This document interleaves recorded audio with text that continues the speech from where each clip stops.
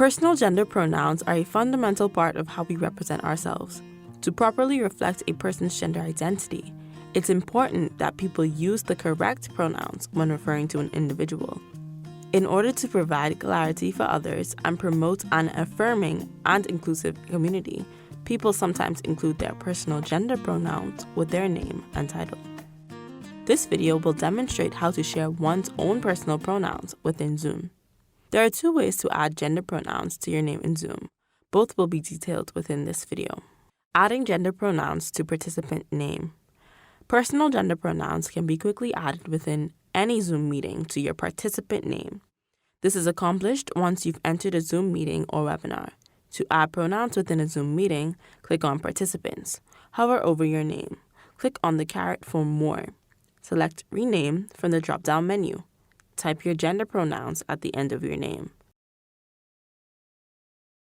Select Rename. This is only a temporary solution, meaning you would have to do this every time you join a Zoom meeting. As an alternative, you can apply personal pronouns to your Zoom account, which will show up automatically for all your Zoom video conferencing. Adding gender pronouns to Zoom account.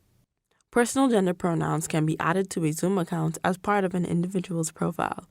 Once this is accomplished, your pronouns will display within any Zoom meeting or webinar automatically until you change the setting again.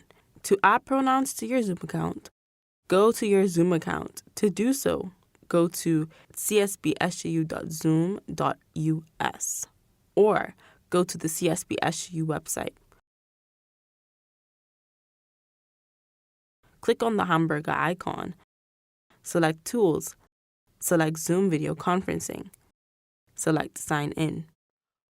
Once signed in, select Profile from the side menu. Select the Edit option next to your name.